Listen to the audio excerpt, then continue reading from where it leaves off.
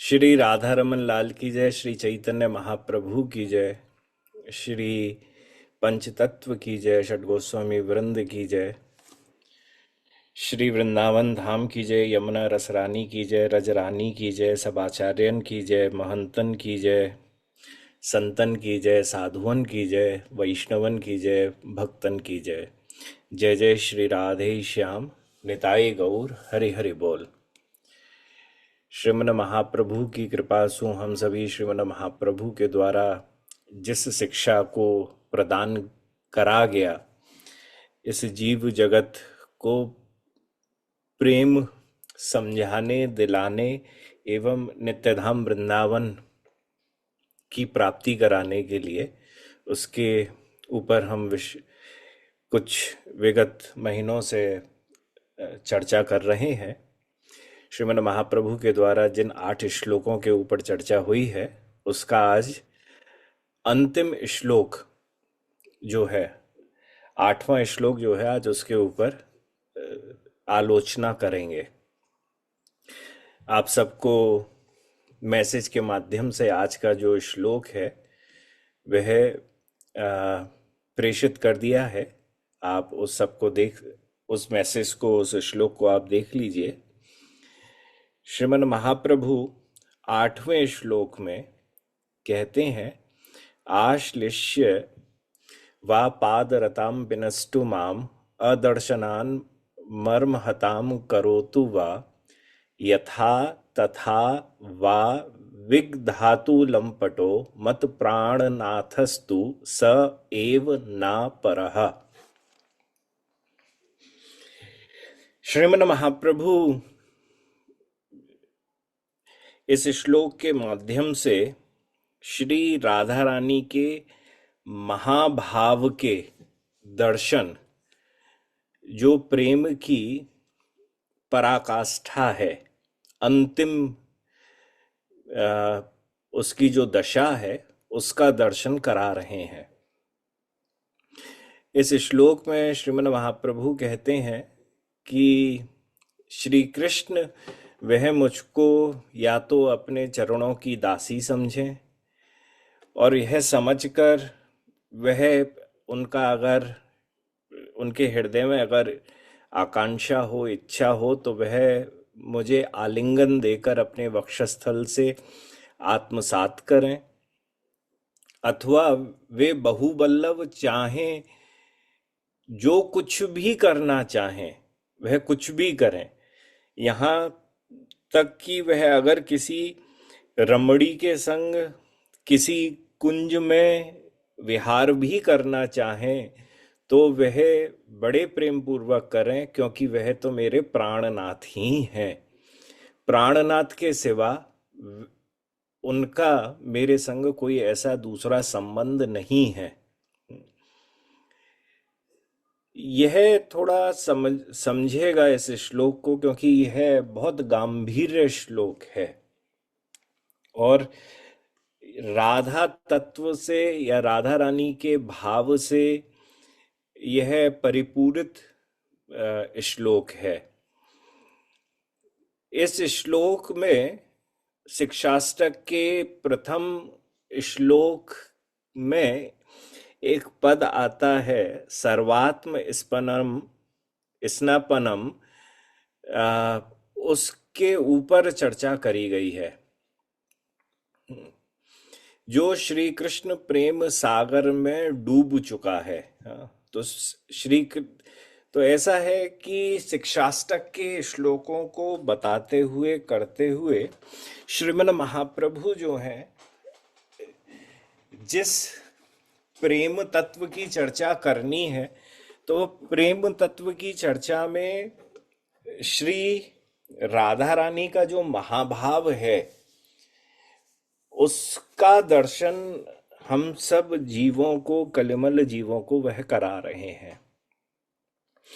क्योंकि जब प्रेम क्या, जब भी किसी भी वस्तु को परिभाषित किया जाता है, तो परिभाषित करने में सबसे ज्यादा जो जरूरी होता है कि परिभाषा जो हो वह उसको पूर्णतः रूप से आ, विवेचित करे, उसको पूरी तरीके से बताए, उसका जो स्वरूप है, उसका सब कुछ है।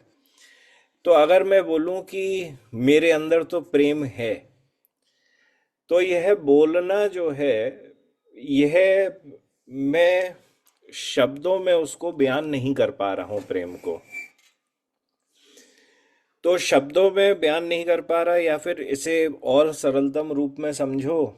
आ, हमने पूर्व में भी एक बार ऐसी चर्चा करी है कि जैसे पिज़्ज़ा होते हैं। हाँ, अब पिज़्ज़ा इटली का बना हुआ एक खाद्य पदार्थ है। वो इटालियन पिज़्ज़ा भी कहते हैं, परंतु संसार में उसकी जब ख्याति हुई तो लोगों ने अपने अपने देशों में रहते हुए उसके इन्वेंशन कर दिए। तो इन्वेंशन करने के बाद क्या हुआ कि वो अमेरिकन पिज़्ज़ा भी हो गया, वो चाइनीज़ पिज़्ज़ा भी हो गया, वो इंडियन पिज़्ज़ा भी हो गया। भारतीयों ने उसके ऊपर दाल मखनी डाल के दाल मखनी पिज़्ज़ा कर दिया, पनीर डालकर पनीर पिज़्ज़ा कर दिया। हाँ, तो अब पिज़्ज़ा के सत्य स्वरूप को समझना हो तो हमको परिभाषित करने में ये नहीं कह सकते कि जो पनीर डाल दिया, तो पनीर डालने के बाद जो पिज़्ज़ा हुआ यही उसकी शुद्धतम परिभाषा है। हाँ, उसकी शुद्धतम परिभाषा को समझने के लिए इटालियन पिज़्ज़ा की ज़रूरत है। हाँ, उसकी इटालियन पिज़्ज़ा को सामने आपने रखा, और उसके बाद आप समझ सकते हो कि यह पिज़्ज़ा का शुद्धतम रूप है। वो जो भी इटालियन पिज़्ज़ा में जहाँ से अभी वह बना हो, आया हो, ठीक उसी प्रकार से जब प्रेम की चर्चा हुई, तो उस प्रेम की चर्चा में जो सर्वोच्च रूप से पूर्णतम या शुद्धतम प्रेम है, क्योंकि बाकी के सब प्रेम जो है वह कहीं ना किन्हीं कारणों से अपूर्ण कहे गए, या कुछ प्रेमों के अंदर कुछ दोष विद्यमान रहे, या कहो कि उन प्रेमों की कई हद तक कुछ ऐसी मर्यादाएं थी जिन मर्यादाओं के कारण वह प्रेम जो है वह अपने शुद्धतम रूप में नहीं आ पाया। तो श्रीमन महाप्रभु जो है वह इस श्लोक के आधार पर जिस तत्व का निरूपण कर रहे हैं, यह तत्व जो है यह प्रेम की पराकाष्ठा और प्रेम के शुद्धतम रूप को दर्शित करता है। इसे ऐसे भी समझ सकते हैं जैसे शास्त्रों के अंदर राम तुलसीदास जी ने कई जगह पर प्रेम की चर्चाएं करी हैं, एवं अलग अलग आचार्यों ने भी प्रेम की जिन चर्चाओं को करा है उसमें दो प्रकार के उदाहरण उन सब ने दिए हैं। तुलसीदास जी ने तो वृहत रूप से इसकी चर्चा करी है। उसमें कहा कि एक प्रेमी होता है मछली जैसा और दूसरा प्रेमी होता है चातक।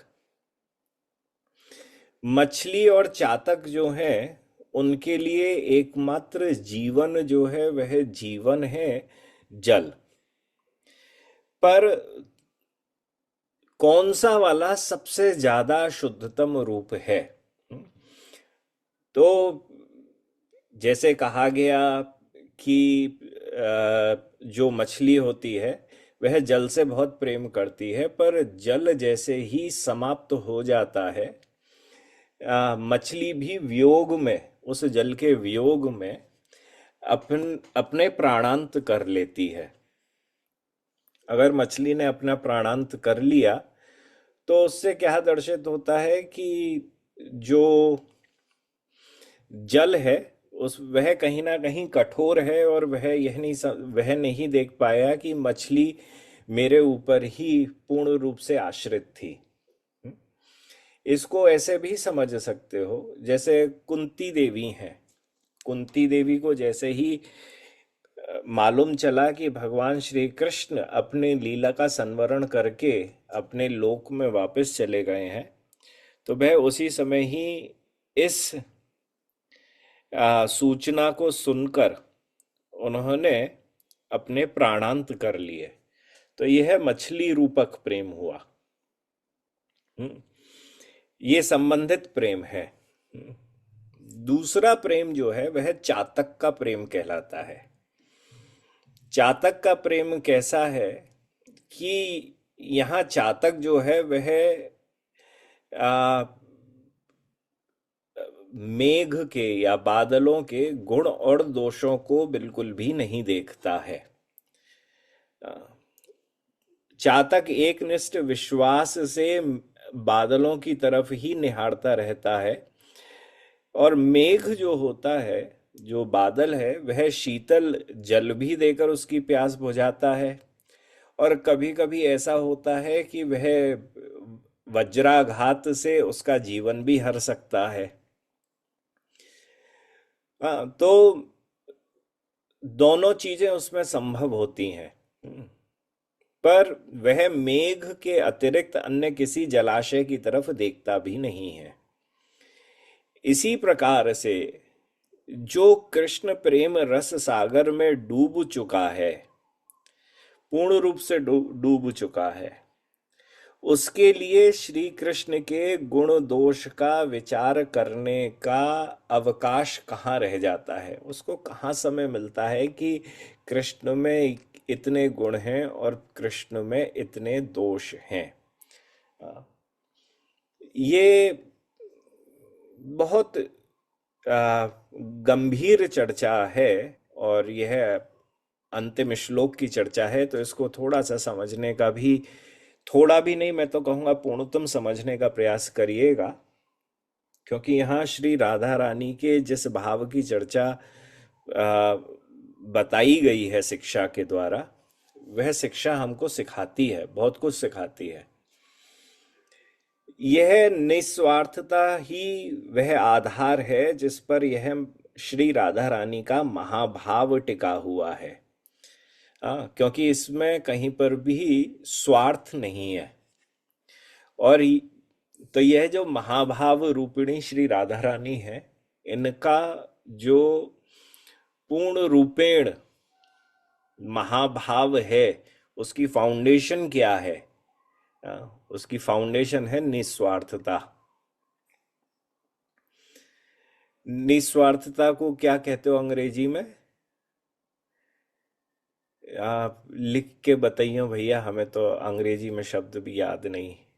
सेल्फलेसनेस, हाँ। तो सेल्फलेसनेस जो है वो 100% इसकी फाउंडेशन है। इसे आरंभिक साधक भी समझ सकते हैं कि निस्वार्थता क्या होती है, परंतु उस अंतिम दशा का अनुभव जिसको है वही समझ सकता है जिसको प्रेम की प्राप्ति हुई है। और वह इस निस्वार्थता को ही फाउंडेशन अपने भजन की बनाकर, अगर वह भजन करेगा तभी वह प्रेम की प्राप्ति भी कर सकता है। इसी कारण महाप्रभु ने शिक्षाष्टक के अंतिम श्लोक में श्री राधा रानी की निष्कामता सेवा भावना को ही मुख्य प्रमुखता दी है। श्री राधा रानी की सेवा वृत्ति इतनी निर्मल है कि वही उन्हें श्री कृष्ण की आराध्या भी बनाती हैं।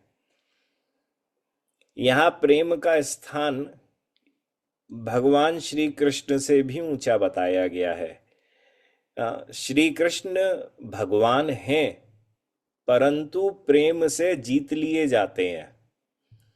और श्री राधा रानी का प्रेम इतना प्रभावशाली है कि स्वयं श्री कृष्ण भी उनके शिष्यवत हो जाते हैं। इसी भाव को भगवान ने चैतन्य चरितामृत के में भी कहा है कि श्री राधा रानी जो है वह प्रेम की गुरु हैं और मैं उनका शिष्य हूँ। तो यह शिक्षाष्टक का अंतिम श्लोक यह दिखाता है कि प्रेम की वह पराकाष्ठा क्या है। और यह पराकाष्ठा ऐसी है कि यह प्रेम किसी भी प्रतिफल पर आधारित नहीं है। प्रतिफल का मतलब किसी भी कुछ भी चाहा नहीं है, कोई भी आकांक्षा नहीं है। वहां ना सम्मान की अपेक्षा है, ना मिलने की शर्त लगी हुई है, ना भगवान के व्यवहार के ऊपर कुछ उनका हिसाब रखने की बात चल रही है कि भगवान ऐसे हैं वैसे हैं। चाहे वह आलिंगन करें या दूर कर दें, सामने आए या ओझल हो जाएं, सुख दें या दुख दें, वे ही मेरे प्राणनाथ हैं। आ, स- उन सम यह संबंध जो भगवान के संग है, यह उनके आचरण पर भी निर्भर नहीं है। भगवान मुझे खूब बुरा समय दें, कोई परेशानी नहीं, तो भी वह मेरे प्राणनाथ हैं। आ, वह मुझे बहुत अच्छा समय दें, तो भी कोई परेशानी नहीं, वह मेरे प्राणनाथ हैं।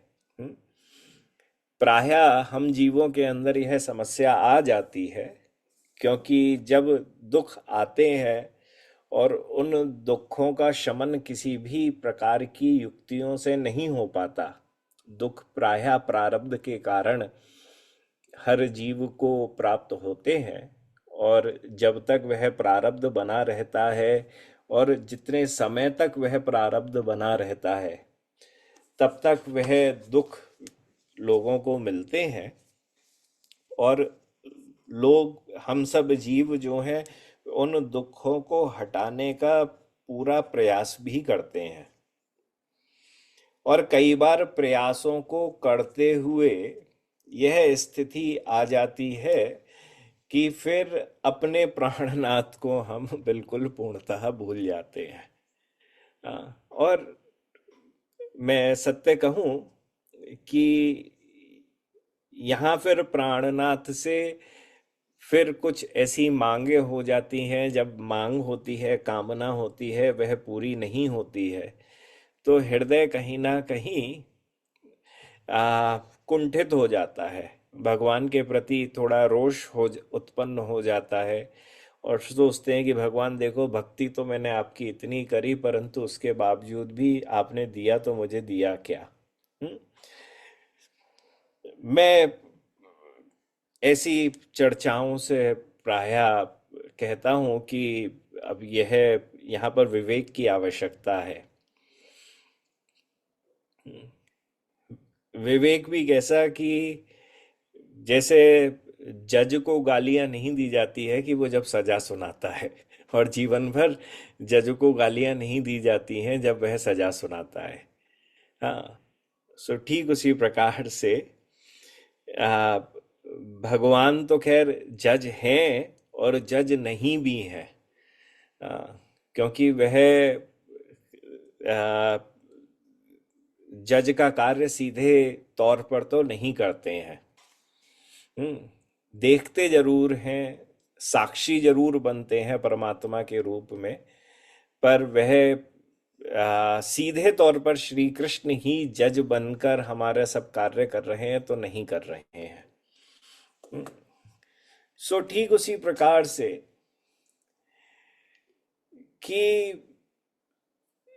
हमारे जीवन के अंदर सुख और दुख हो, तो हमारे प्राणनाथ भी हमारे प्राणनाथ जैसे नहीं लगते हैं। तो इसके पीछे का अर्थ यह होता है कि अभी हमारे प्रेम में कहीं ना कहीं कामनाओं का जहर डला हुआ है। और अगर कामनाओं का जहर डला है तो उसका निवारण अति आवश्यक है, क्योंकि यह हमको भक्ति योग में, भाव भक्ति और प्रेम लक्षणा भक्ति, मतलब प्रेम उसकी आखिरी सोपान जो है, आखिरी सीढ़ी जो है, वहां तक नहीं लेके जा सकता है। सो यह परम आवश्यक है कि हम अपने आप को बारंबार आ, इस तराजू पर तोलें और देखें। यहाँ श्री प्रियाजू के जिस प्रेम की चर्चा है, वह कह रही हैं कि चाहे वह कोई सुख दें या दुख दें, वे वे ही मेरे प्राणनाथ हैं। हम्म। तो जब प्रेम में कोई अपेक्षा ही नहीं रहती तो वह अंतिम, फिर गोल बड़ी आसानी से प्राप्त हो जाता है। और गोल तब प्राप्त नहीं हो पाता जब कामना आ जाती है। तो श्री राधा रानी जैसे प्रेम का आस्वादन करती हैं, उसे मादनाख्या महाभाव कहा जाता है। यह प्रेम इतना गूढ़ है, इतना गहरा है, कि स्वयं श्री कृष्ण भी उसका स्वाद लेना चाहते हैं। तो अब प्रश्न एक उठता है कि श्री कृष्ण में क्या किसी वस्तु का अभाव हो सकता है क्या? श्री कृष्ण तो पूर्णतम भगवान है। तो उन पूर्णतम भगवान में भी क्या किसी वस्तु का अभाव हो सकता है, जिसको प्राप्त करने के लिए वह श्री राधा रानी के पास जाते हैं? तो इसका उत्तर बड़ा सरलतम रूप में यह है कि श्री कृष्ण है तो पूर्णतम, पर प्रेम की लीला के लिए स्वयं ही भगवान श्री कृष्ण दो रूपों में प्रकट हो जाते हैं। एक है राधा और एक है कृष्ण। ये दोनों एक ही हैं। भगवान श्री कृष्ण की जो आत्मा है वही श्री राधा रानी का रूप धारण कर लेती हैं। अकेले होने पर रस की पूर्णता व्यक्त नहीं होती। जो आनंद शक्ति, जिन्हें आह्लादनी शक्ति भी कहा जाता है, वह श्री कृष्ण में अंतर्हित रहती हैं। वही जब राधा रानी के रूप में प्रकट होती हैं, तब श्री कृष्ण रस हैं और श्री राधा रानी जो है वह प्रेम है। और रस और प्रेम जो है वह एक दूसरे के बिना अधूरे हैं। रस को कैसे समझें? रस तो मानो स्वाद है, और प्रेम उसे अनुभव कराने की शक्ति है। उस स्वाद को अनुभव कराने की शक्ति जो है उसे प्रेम कहा गया। कृष्ण राधा के साथ एक होना चाहते हैं, उस आस्वादन को प्राप्त करना चाहते हैं, पर ऐसा एकत्व जिसमें दोनों की पहचान भी बनी रहे, कि दोनों हैं। क्योंकि कहा जाता है कि एक प्राण दो रूप, ये प्रेम में ही संभव है। तो वही एक प्राण दो रूप भी जब दो रूप बन के एकत्व होना चाहते हैं, जब मिलना चाहते हैं, तब उस समय पर श्री कृष्ण चैतन्य महाप्रभु का प्राकट्य होता है। राधा और कृष्ण का संयुक्त स्वरूप।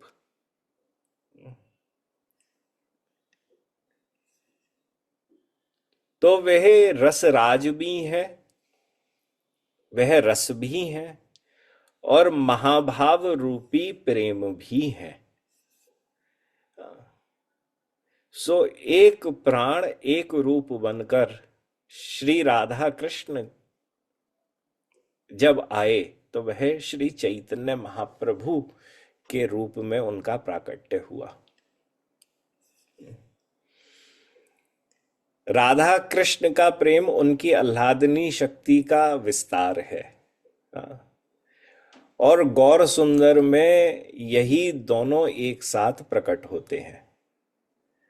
कृष्ण में कोई कमी नहीं है, पर प्रेम लीला में वे राधा के प्रेम का अनुभव करना चाहते हैं। तो उन्हें प्रतीत होता है कि राधा रानी की दृष्टि से प्रेम का स्वाद जो है वह अधिक मिलेगा। मतलब मैं जो हूं कृष्ण रूप में, इस प्रेम का स्वाद पूर्णतः ले नहीं पा रहा। इसको कैसे समझो? इसको सरलतम रूप में ऐसा समझो कि एक बहुत अच्छे हमारे जानकार हैं, पिज़्ज़ा की बात ही करते हैं, चलो। हाँ, तो क्या हुआ कि आज तक उन्होंने जीवन में भारत के अंदर जो भी अमेरिकन पिज़्ज़ा की चेन होगी वहाँ पर उन्होंने खूब पिज़्ज़ा खाए। तो पिज़्ज़ा खाने के बाद वो यहाँ से गए इटली। इटली में पहुंचे तो इटालियन उसने उन्होंने उनसे पूछा क्या खाएंगे, तो उन्होंने कहा कि जी पिज़्ज़ा खिलाओ, पिज़्ज़ा हमें बड़ा अच्छा लगता है, हम तो बचपन से खा ही रहे हैं। तो उनको पिज़्ज़ा दे दिया। पिज़्ज़ा दे दिया तो अमेरिकन पिज़्ज़ा और इटालियन पिज़्ज़ा की सबसे बड़ी खास चीज़ ये होती है कि इटालियन पिज़्ज़ा जो होता है उसके संग केचप नहीं दिया जाता है, और अमेरिकन पिज़्ज़ा जो होता है उसके संग केचप दिया जाता है क्योंकि ब्रेड उसकी मोटी होती है।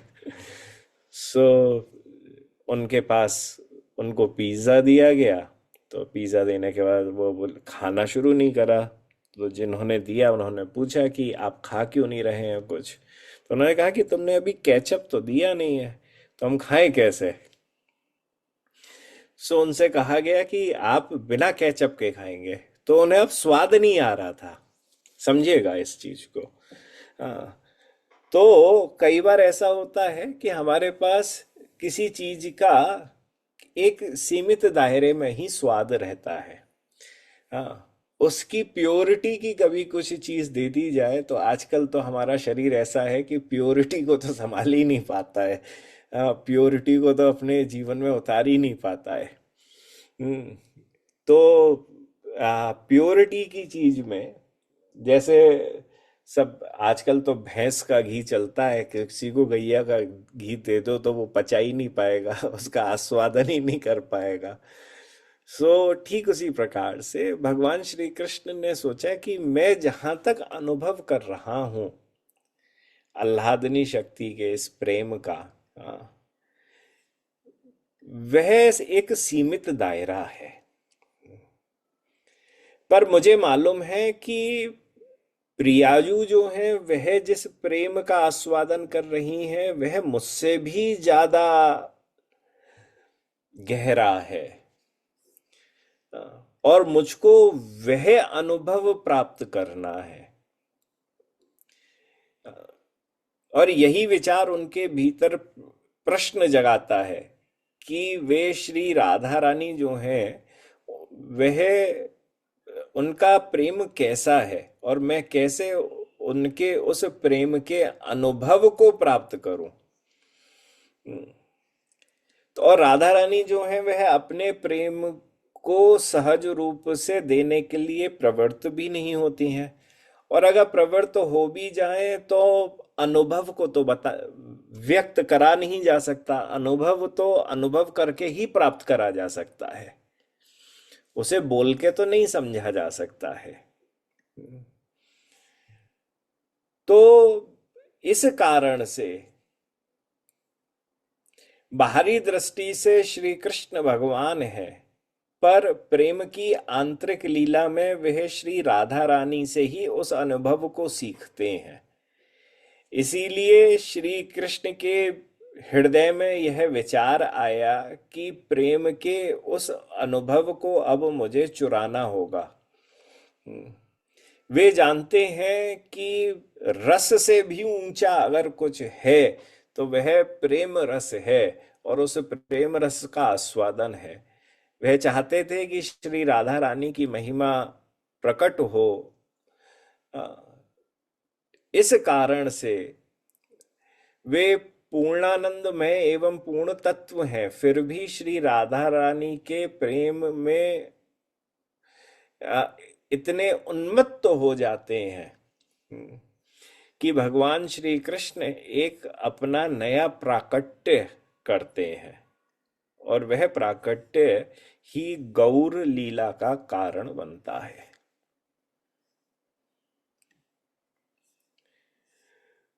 तो श्री गौर हरि जो हैं वह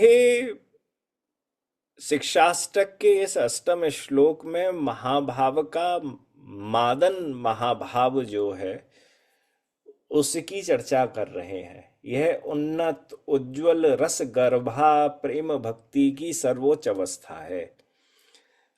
और और इस रस के नायक अगर कोई है तो वह एकमात्र श्री यशोदा नंदन श्री कृष्ण ही है। श्री राधा रानी के चित्त में श्री कृष्ण के सुख की इच्छा के अतिरिक्त अन्य कोई भी इच्छा नहीं होती है। उनके चित्त का भाव जो है वह काम गंध से सर्वथा रहित होता है। और श्री प्रियाजू जो हैं वह श्री कृष्ण सेवा की उत्कंठा में अनंत कोटि गोपियों के रूपों का विस्तार पाकर श्री कृष्ण वांछा की पूर्ति करती हैं। श्री प्रियाजू ही असंख्य गोपियों के रूप में प्रकट होती हैं। क्यों होती हैं? श्री कृष्ण की सेवा सुख की प्राप्ति के लिए, श्री कृष्ण को सुख प्रदान करने के लिए। तो श्री कृष्णदास कविराज महाशय जो हैं वह इस पद में श्री राधा रानी के भाव का ही वर्णन कर रहे हैं। देखो, जब यह श्रीमन महाप्रभु ने इस श्लोक को बोला तब वे राधा रानी के महाभाव का आस्वादन कर रहे थे। तब उनके सामने उनके दो पार्षद श्री रामानंद राय एवं स्वरूप दामोदर, जो व्रज लीला में विशाखा और ललिता के रूप में अवस्थित हैं, ये उनके सामने थे। तो महाभाव का जो वर्णन है या इस श्लोक का जो वर्णन है, यह श्री चैतन्य चरितामृत के अंदर 13 त्रिपदी बंगाली पदों में व्यक्त हुआ है। और इसके अंदर महाभाव की सूक्ष्म और अत्यंत गूढ़ अवस्थाओं के संकेत मात्र से दर्शन कराए गए हैं। तो उन 13 पदों को अगर समझ लेंगे तो हम इस श्लोक की गंभीर चर्चा में थोड़ा प्रवेश कर सकते हैं। सबसे पहले तो यह समझो कि है श्लोक की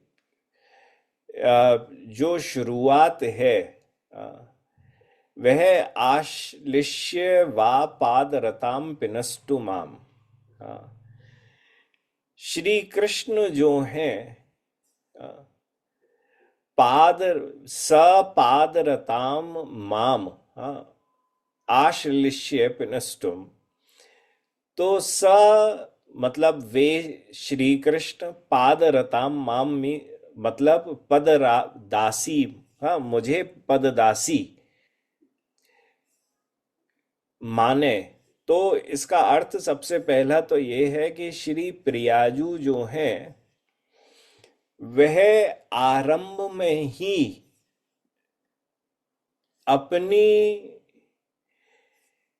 अपना जो संबंध भगवान श्री कृष्ण के साथ है उसको प्रकट कर रही हैं, जो साधन अवस्था में ही जैसे उनको प्राप्त था कि मैं श्री कृष्ण की दासी हूं। जैसे हम सबके लिए एक संबंध है कि हम भगवान श्री कृष्ण के नित्य दास हैं, तो यह संबंध हमेशा ध्यान रहने की आवश्यकता है। ठीक उसी प्रकार यहाँ श्री मन महाप्रभु अपने महाभाव के दर्शन कराते हुए कहते हैं, आमी कृष्ण पद दासी तेहो रस सुख राशि, आलिंगिया करे आत्मसात, कीवा ना दे दर्शन, ना जाने मोर तनुमन, तबूते हो मोर प्राणनाथ।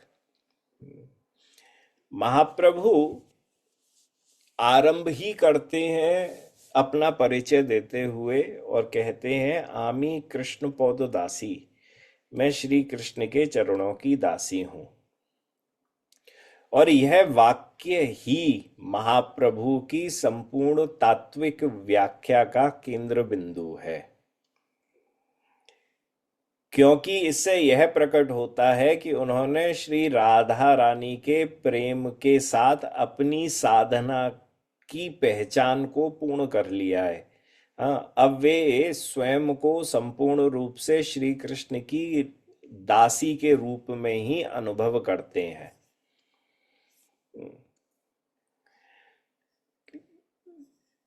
यह आत्म परिचय शिक्षाष्टक के वैसे पंचम श्लोक के अंदर भी इसकी चर्चा करी गई है, कि अयि नंद तनुज किंकरिम पतित माम विषमे भवाम बुधहु कृपया तव पाद पंकज स्थित धूलि सदृशम विचिंतय।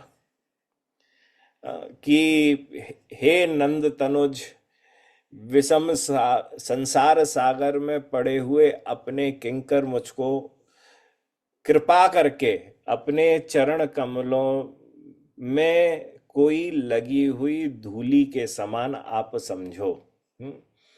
तो जो पंचम श्लोक में जहां चर्चा थी, वही चर्चा को जैसे यहां से शुरू करा गया और अपने आप को श्री कृष्ण की दासी ही माना।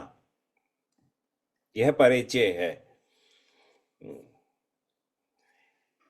यहां अत्यंत दीनता के साथ दिव्य सेवा की भी प्रार्थना है। हाँ, अब जब वह अपने अभिष्ट की प्राप्ति कर चुके हैं तो उनकी विनम्रता और भी ज्यादा बढ़ चुकी है, और ऐसी दीनता श्री राधा रानी के प्रेम का एक विशिष्ट लक्षण है। यद्यपि श्री राधा रानी आद्या हैं, परमेश्वरी हैं, भगवती हैं, पराम्बा हैं, तथापि वह स्वयं को केवल श्री कृष्ण की एक दासी के रूप में ही मानती हैं। उनका प्रेम समस्त श्रेष्ठताओं से परे है, परंतु उनमें अहंकार का लेश मात्र भी प्रवेश नहीं है। और कहती हैं, आमी कृष्ण पद दासी तेहो रस सुख राशि आलिंगिया कोरे आत्मसात। वो कभी उनका मन करे वह मुझे खूब आलिंगन दे, कीबा ना दे दर्शन, अगर उनकी इच्छा हो तो कभी वह मुझको दर्शन भी ना दें। ना जाने मोर तनुमन तबूते हो मोर प्राणनाथ।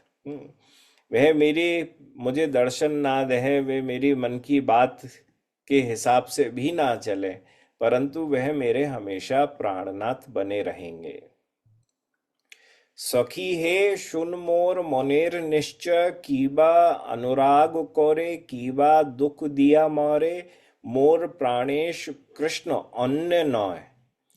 सखी, मेरे मन की जो निश्चित धारणा है, जिसका मैं एक निश्चय कर चुकी हूं,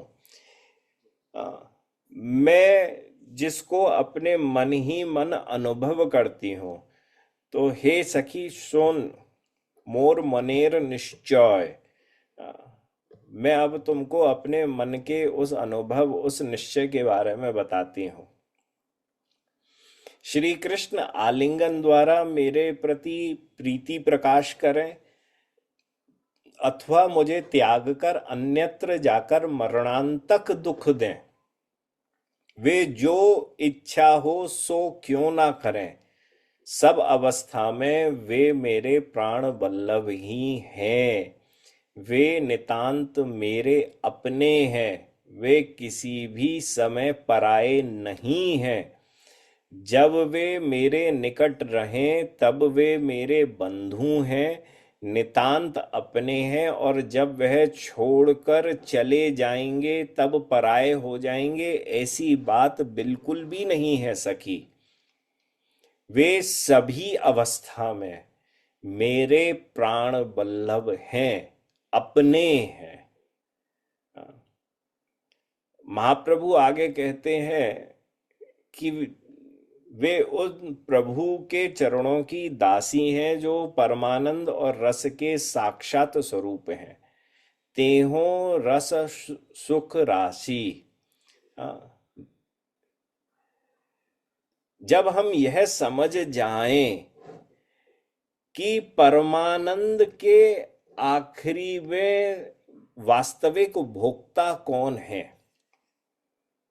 मतलब प्रेम सत्यता में किसको दिया जा सकता है आखिरी में।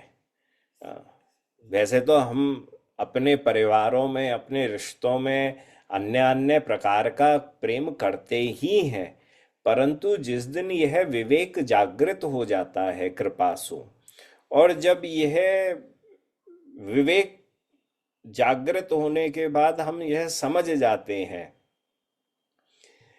कि परम आनंद के वास्तविक भोक्ता एकमात्र श्री कृष्ण है, तब हम बिना संकोच के पूर्ण समर्पण उनको कर सकते हैं।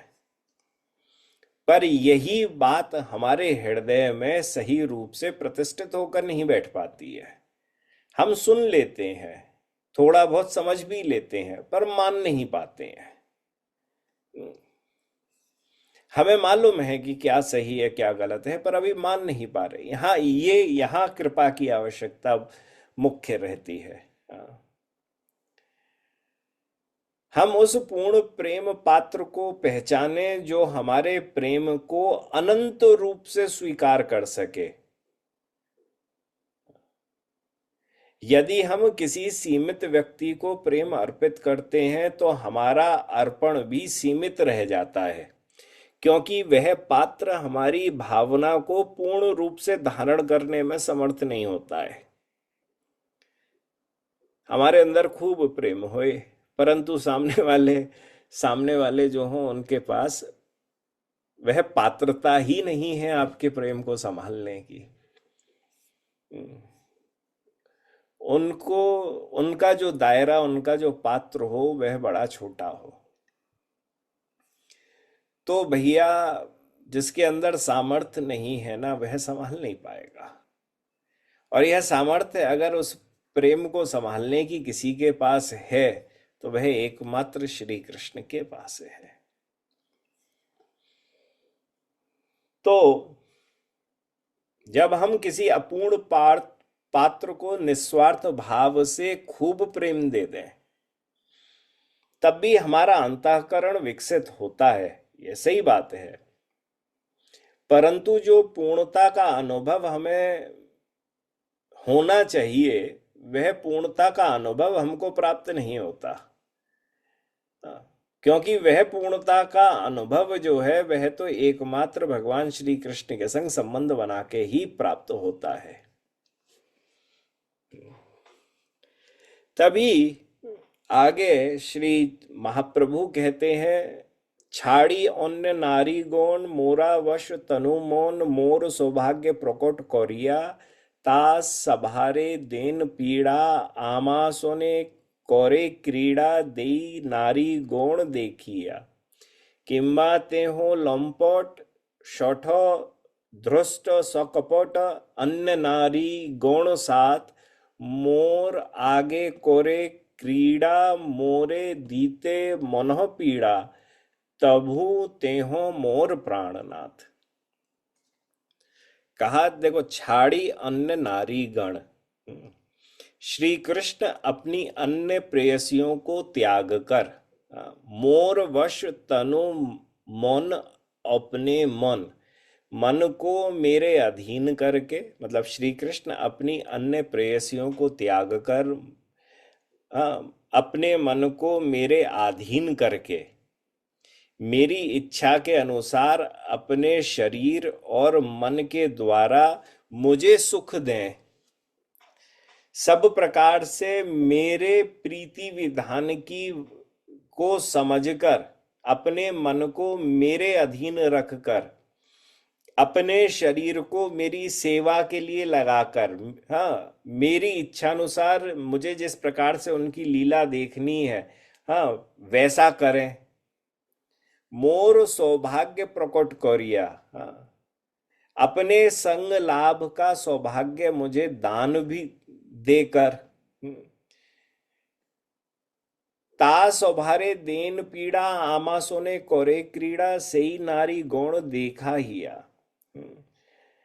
अपनी अन्य प्रेयसी गण को त्याग कर अपने सम्मुख ही मुझ राधा के साथ क्रीड़ा करने से उन प्रेयसियों के मन में पीड़ा होने की संभावना है। और किंवा तेहो लंपट वे वे कभी लंपट बन जाए। ये क्या बढ़िया बात है। श्री महाप्रभु महाभाव के दर्शन कराते हुए सबसे पहले कह रहे हैं कि वह सब नारियों को छोड़ के वह मेरे पास आ जाएं, और आने के बाद जैसी मैं लीला चाहूं, मेरे मन के अधीन होकर वह उस प्रकार की लीला को करें, और दिखा दिखा कर करें। सब प्रेयसियों रमणियों को दिखा दिखा कर इस लीला को करें। या कभी वह लंपट बन जाए। लंपट का अर्थ होता है जो अनेक रमणियों का संग करे। या कहा किंवा तेहो लंपट शठ धृष्ट सकपट अन्य नारी गौण साथ। या तो वह लंपट बन जाए या वह शठ बन जाए। शठ का मतलब क्या है? जो सामने तो प्रिय वाक्य बोले और पीछे से गलत काम करे, उसे शठ कहते हैं। प्रियम व्यक्ति पुरोन पुरोन अन्यत्र विप्रियम कुरुते भृशम निगूढ़म अपराधम चा शठोयम कथितो बुधई। जो सामने सामने तो बहुत मीठी मीठी बात करे पर पीछे से अप्रिय बोले और अप्रिय काम करे, तो वह व्यक्ति जो होता है और संग में अपराध करे, तो उस व्यक्ति को शठ कहते हैं। आगे कहा कृष्ण धृष्ट भी बन जाए। धृष्ट का मतलब है कि अन्य नायिकाओं के भोग चिन्हों को अपने देह पर स्पष्ट रूप से दिख जाने पर भी जब नायक अपनी प्रेयसी के सम्मुख चतुराई पूर्वक निर्भयता के साथ मिथ्या वचनों द्वारा उसकी सफाई देने की चेष्टा करे तो उसे धृष्ट कहते हैं। अभिव्यक्त्या अन्य तरुणी भोग लक्ष्य मापी निर्भया मिथ्या वचन दक्षश्च द्रष्टोयम खलु कथयते। जैसे भगवान श्री कृष्ण किन्हीं नायिका से, किन्हीं गोपी से उनकी भेंट हुई और उस गोपी का जो अंग गंध थी वह भगवान श्री कृष्ण के देह पर लग गई। और वह अंग गंध जो लगी, तो लगने के बाद वह जब श्री प्रियाजू के पास आए तो प्रिया जी बोली कि आपके अंग से तो उस गोपी की अंग गंध आ रही है।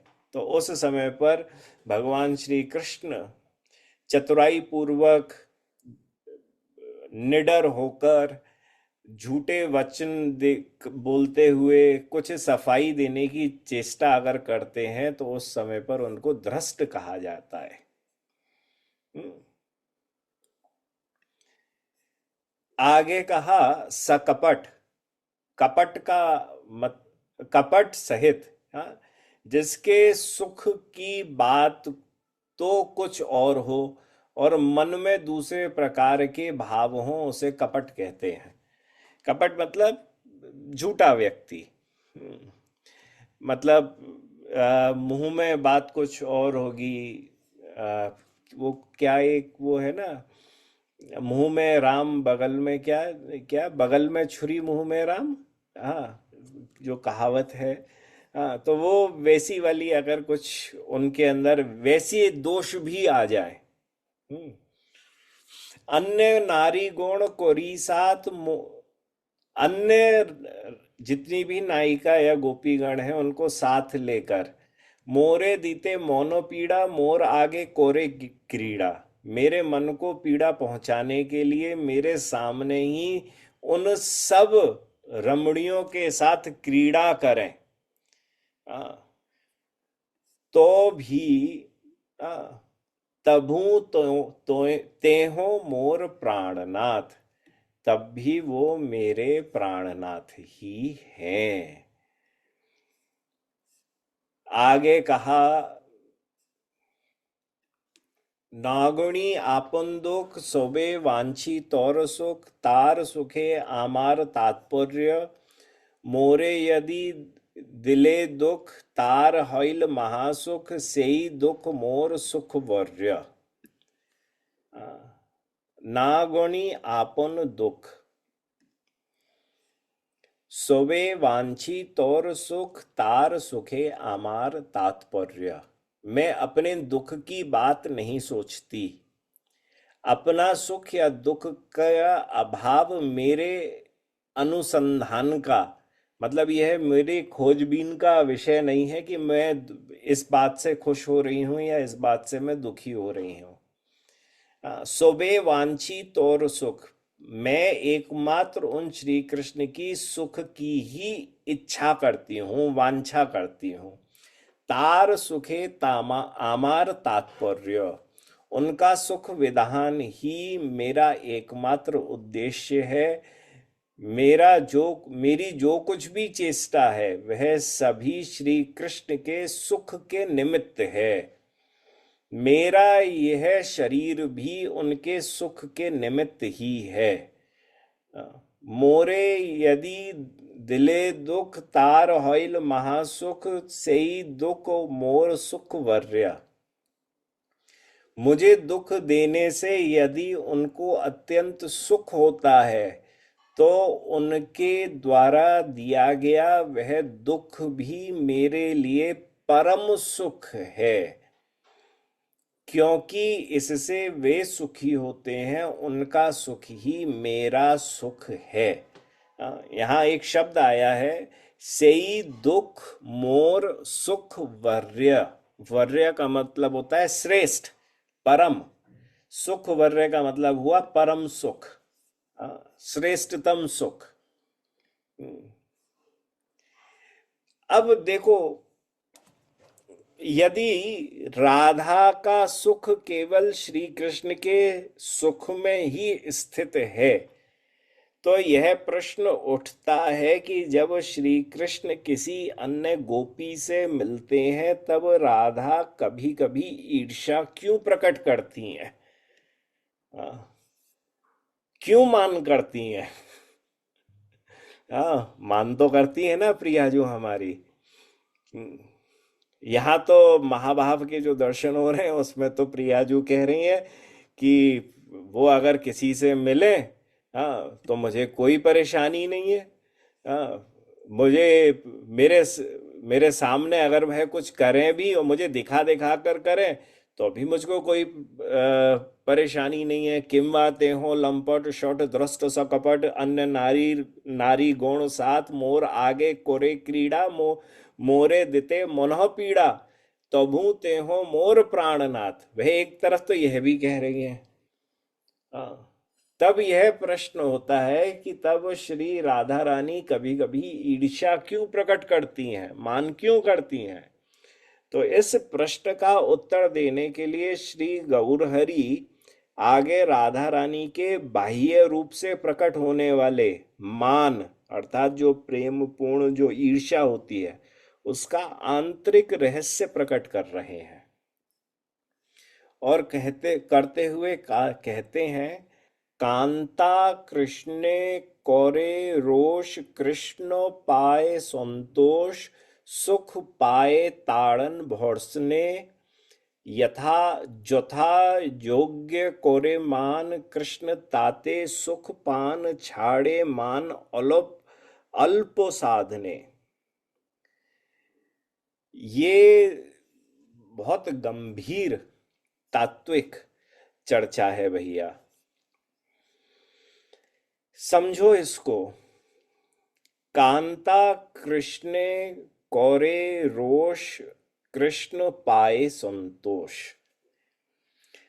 क्या आंतरिक भाव है? श्री राधा रानी मान कर रही हैं, तो उस मान का आंतरिक भाव क्या है?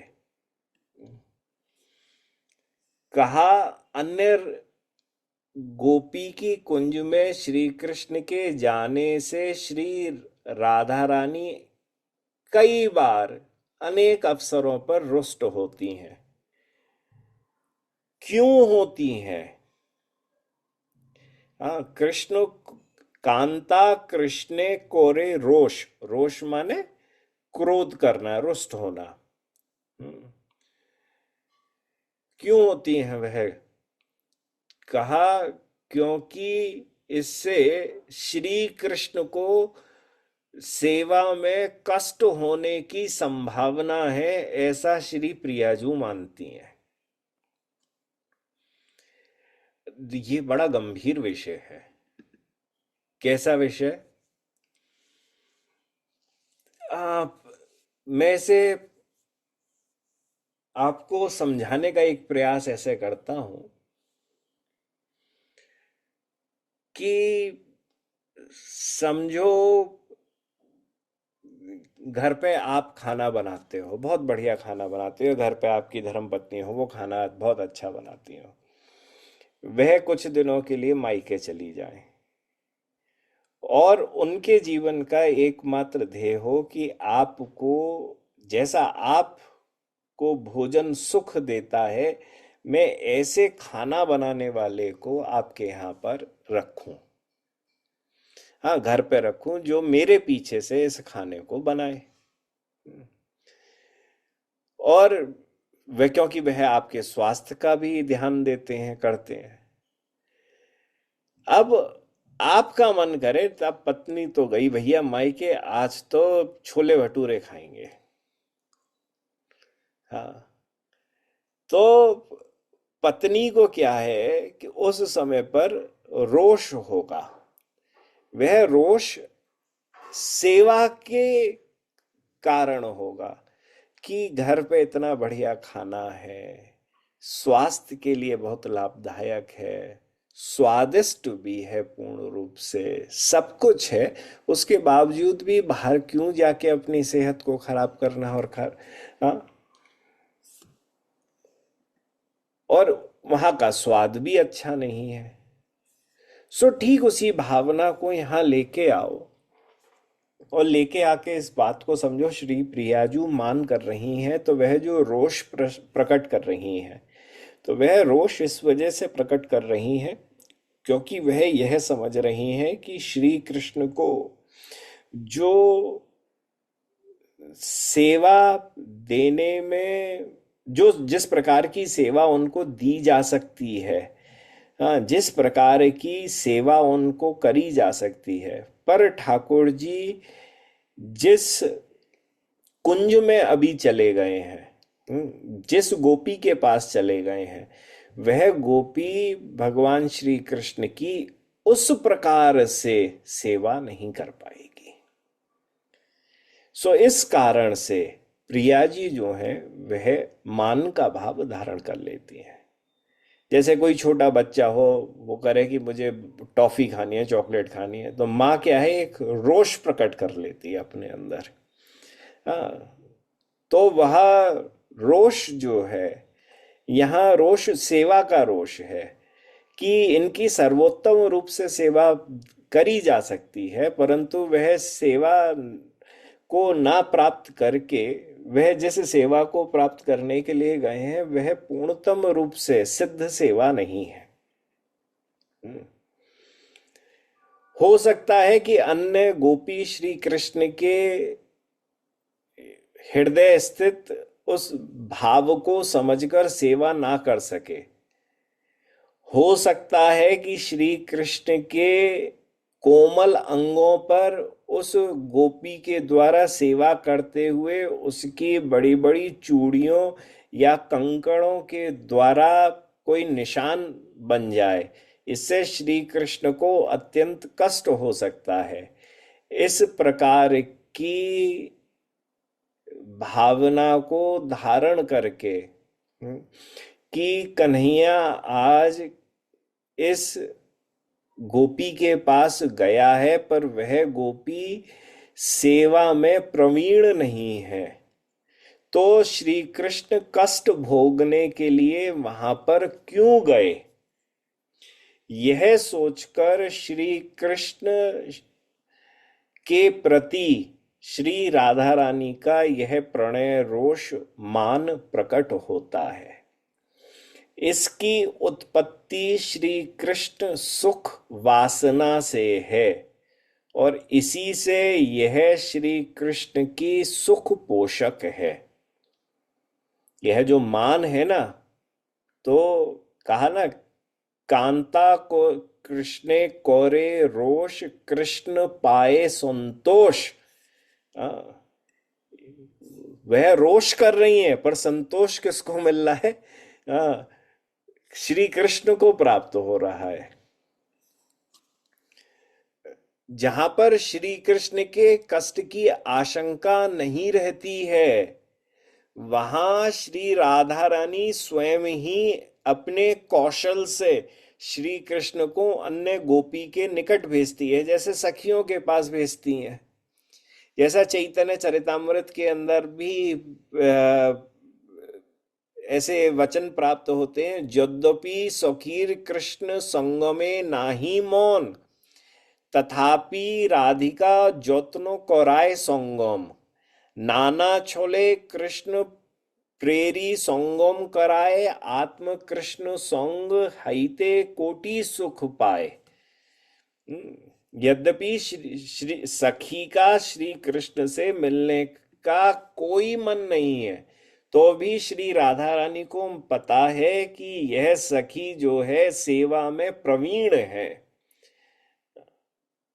तो श्री प्रियाजू जो है वह यत्न पूर्वक श्री कृष्ण को उस सखी से मिलवाती हैं, अनेक कौशलों के द्वारा श्री कृष्ण को भेजकर मिलवाती हैं, और श्री कृष्ण के अपने से श्री कृष्ण प्रियाजू से जब आके मिलते हैं, उससे भी ज्यादा कोटि गुणा सुख उनको तब मिलता है जब उन्हें लगता है कि आज जिस सखी के पास गए ये मुझसे भी ज्यादा बढ़िया सेवा कर सकती है, और कर रही है आज कृष्ण की।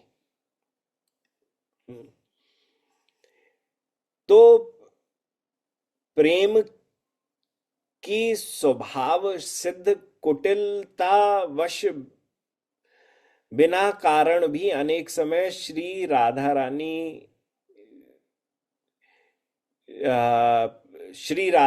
श्री कृष्ण के प्रति जो है वह मान प्रकट करती रहती हैं। प्रेम की वैचित्री से उत्पन्न होने के कारण यह भी श्री कृष्ण के लिए अत्यंत संतोषजनक है, और यह भी मदईता में भाव का प्रकाशक है। मदईता भाव हुआ कि तुम मेरे हो। हाँ, यह ठसक, मैं आपकी हूं यह नहीं, हाँ तुम मेरे हो, यह मदईता भाव जो प्रिया जी का है। सुख पाए ताड़न भोरसने, अन्य रमणी निकट जाने से श्री राधा मान में भरकर श्री कृष्ण का जब तिरस्कार भर्त्सना करती है अथवा अपनी कुंज से निकाल देती है, तब श्री कृष्ण अत्यंत सुख पाते हैं। और श्री कृष्ण इस बात को स्वयं कहते भी हैं। चैतन्य चरितामृत में आया है, प्रिया जोदी मान कोरी कोरोए भोरसोन, वेद स्तुति हईते सेई होरे मोर मौन। भगवान श्री कृष्ण कहते हैं कि जब मान करके गुस्सा करती है ना प्रिया जी, वे तो मेरे मन को लूट लेता है। किस प्रकार से लूटता है? बोले ऐसे लूटता है जैसे कोई वेद स्तुति चल रही हो, और वेद स्तुति करके जैसे मेरे मन को लूटा जाता है, वैसे प्रियाजू जो है ना, वह मुझे जब क्रोध करती हैं, मान करती हैं, गुस्से में कहती हैं, ऐसे ही वह मेरे मन का हरण कर लेती हैं। तो कृष्ण कांता कृष्णे कोरे रोष, कृष्ण पाए संतोष सुख, पाए ताड़न भोर्सने, जथा जोग कोरे मान। जितना सा मान करने से श्री कृष्ण का प्रेम संपादित हो जाए, उनकी प्रीति संपादित होता है, हो जाए, हाँ, उतना ही मान प्रियाजू करती हैं। मान की अवस्था में श्री प्रियाजू के साथ मिलने के लिए श्री कृष्ण जब अनुनय विनय करते हैं, तब राधा रानी नाना प्रकार के भावों से मिलन में बाधा देती हैं। और जब देखती हैं कि अब अधिक बाधा उत्पन्न नहीं है, तब एक सेकंड में ही, एक पल में ही उस मान को छोड़कर श्री कृष्ण से मिल जाती हैं। तो जथा योग्य कोरे मान, जितना योग्य है मान करना उतना मान करा। हाँ, और छाड़े मान अल्प साधने। और श्री कृष्ण के अनुनय विनय करने पर श्री राधा रानी अपने मान को छोड़ देती हैं।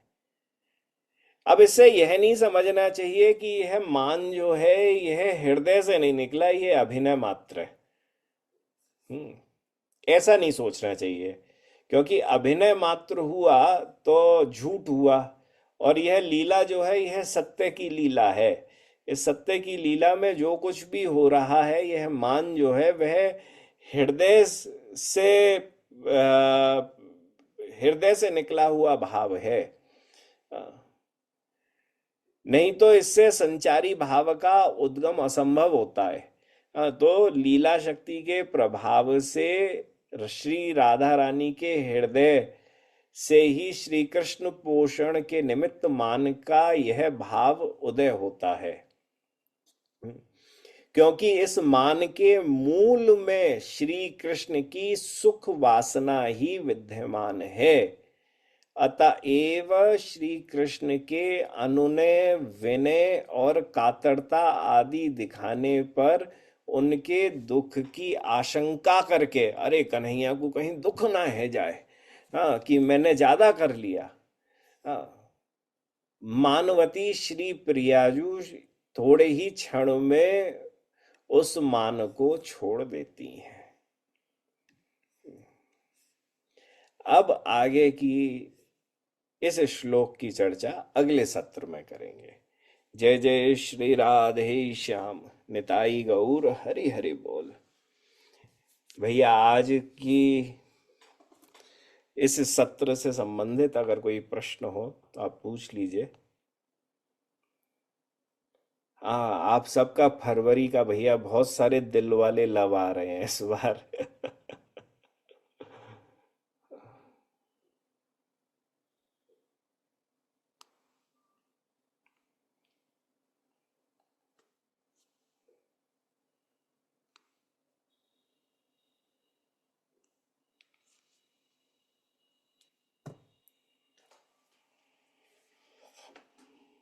हाँ, सुख वासना कामना एक ही है। वासना, आकांक्षा, इच्छा।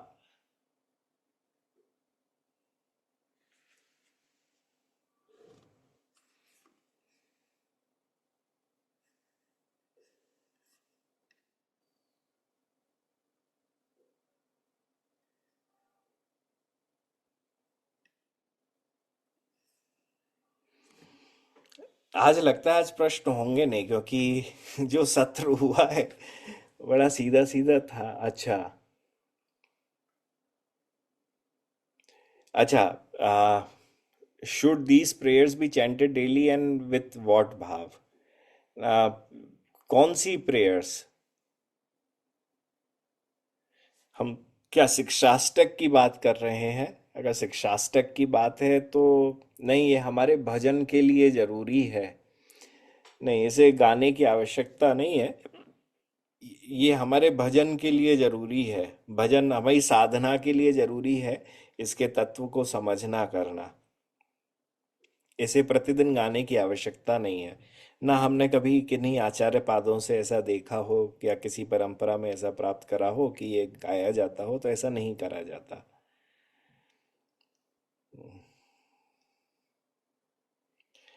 जय जय क्या विवाहित लोगों के अपने, अरे राम, प्रश्न गायब हो गया। जय जय क्या विवाहित लोगों के अपने जीवन साथी के प्रति काम भाव अयोग्य है? बिल्कुल भी नहीं है। पर काम भाव को प्रेम भाव नहीं बोला जा सकता ना। हम तो यहाँ प्रेम भाव की चर्चा कर रहे हैं, आप काम भाव की चर्चा कर रहे हैं। दोनों में जमीन आसमान का अंतर है। तो संतति की उत्पत्ति आदि के लिए जो सही काम भाव होना चाहिए, जिससे स्त्री और पुरुष को अलंकृत रहना चाहिए, तो वह तो सदुपयोगी है, बहुत जरूरी है और ग्रहणीय भी है। आ, जय श्री राधे, जय गुरुदेव। आपने आपने को दासी कह रही है श्री कृष्ण जी की। श्री राधा जी अपने को दासी कह रही हैं श्री कृष्ण की, परंतु मान भी कर रही हैं। तो क्या यह लीला के निमित्त है या सत्य में रूठ रही हैं कृष्ण से? हाँ, इसी भावना को हमने समझाया है, इसको समझिएगा। ऐसा है कि ऐसा समझो आ, इसको कि मैं बोलूं कि मैं तो भैया राजा बन गया। हाँ, या मेरा राजा के संग बहुत अच्छा संबंध है। तो मेरा राजा के संग संबंध है, परंतु राजा के प्रति मेरा जो कर्तव्य है, राजा को प्रसन्न करना, हाँ, जो मेरी साधना है, हाँ, तो वह साधना तो हमेशा चलनी चाहिए। सो ठीक उसी प्रकार से भगवान श्री कृष्ण रसराज हैं। तो उन रसराज को सुख प्रदान करने की जो मेरी साधना है, वह प्रति क्षण प्रति पल चलनी चाहिए। तो इसी का भाव धारण कर कर श्री प्रियाजू कह रही हैं, सिद्ध भाई वह तो प्रियाजू हैं, परंतु जहाँ सेवा की चर्चा आ गई, सेवा सुख की चर्चा आ गई, हाँ, प्रेम सेवा की बात आ गई। हमारे यहाँ पर एक शब्द है गौड़ियाओं में, प्रेम सेवा। अगर यह प्रेम सेवा की अगर बात आ गई, तो यह प्रेम सेवा साधना है। तो साधना अगर आ, निस्वार्थ निशुल्क अशुल्क दासी बन के करी जा रही है, तो कुछ मांगा नहीं जा रहा है। सो श्री प्रियाजू दासत्व की सर्वोच्च सोपान के दर्शन करा रही हैं कि कैसे दास या दासी जो है वह निष्कामता से रसराज की सेवा कर सकता है। तो दासी का भाव वहां पर सेवा, प्रेम सेवा के प्रति ही है। अब मुख्य बात आई, परंतु मान भी कर रही हैं। हाँ भैया, बिल्कुल मान कर रही हैं। मान भी किस भाव से कर रही हैं, हमने आपको समझाया। वही वह मान भी सेवा के भाव से ही कर रही हैं। यहाँ श्री चैतन्य चरितामृत कहता है कि जो मान करा जा रहा है वह इस वजह से करा जा रहा है क्योंकि वह कृष्ण को और सेवा सुख प्रदान कर सकती हैं, परंतु कृष्ण उस सेवा सुख को नहीं प्राप्त कर रहे और अपने देह को, अपने सुख को पीड़ा पहुंचा रहे हैं, वह जो भी कार्य कर रहे हैं। तो प्रियाजू जो है वह माननी बन गई। तो यह जो माननी बनी वह लीला के निमित्त बनी है, और यह लीला के निमित्त बनी है इस कारण से यह सत्य है। नाटक नहीं कर रही है। क्योंकि नाटक जहां हो गया तो वहां असत्यता निर्देशित होगी, और जहां असत्यता निर्देशित हो गई वहां पर प्रेम भी झूठा हो जाएगा और संबंध भी झूठा हो जाएगा।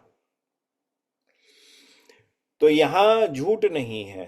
तो योग माया ही जैसे हृदय में यह भाव धारण कराकर, हाँ, और मान की लीला को करवाती हैं।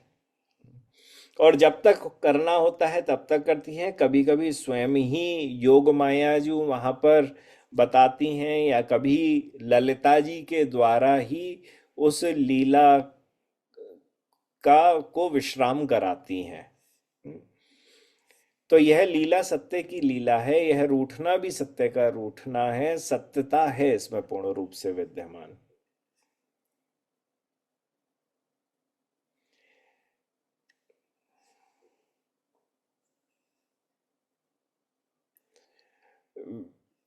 राधे राधे गुरुदेव महाराज, मेरा एक प्रश्न है। मेरी पूजा पाठ बीच बीच में भजन छूट जाता है भैया। शास्त्रों के अंदर तो एक ही बात कह रखी है, जिसका छूट जाता है उसको फिर से पकड़ना चाहिए, और बारंबार पकड़ना चाहिए। एक दिन वह जरूर ऐसा आ जाता है कि आदमी फिर वह पूजा पाठ को पकड़ लेता है। पर इसको पकड़ने का सबसे बढ़िया और चीज ये है कि अपने जीवन के अंदर कथाओं को लेके आओ। सही कथाओं को लेके आओगे तो आपका मन जो है वह ठाकुर जी की तरफ और आश्रित होगा और आकृष्ट भी होगा। श्री कृष्ण का लंपट होने का क्या तात्पर्य है? क्या ये गोपी या भक्त सुख देने के लिए है, या कुछ और तात्पर्य है? लाला रे, तेरे बस की बात ना है इस चीज को समझना। तू जिस प्रश्न को कर रहे हो है, क्योंकि तू मुझसे जितने प्रश्न वैसे भी करे, तो अभी तेरी वहाँ इस प्रश्न के उत्तर तक पहुंच वैसी नहीं है। पर इसे सरलतम अर्थ में यह समझ लो, लंपट कहा जा रहा है तो लंपट कहते हुए ऐसा समझने का प्रयास करो बहुत अच्छी तरीके से, कि मैंने आपसे एक निवेदन किया था कि सबसे पहले रोज भजन करो कि भगवान श्री राधा कृष्ण गोपीगण जितने भी हैं, ब्रजवासी गण, वह सबके सब जो हैं वह अयोनी रूपा हैं।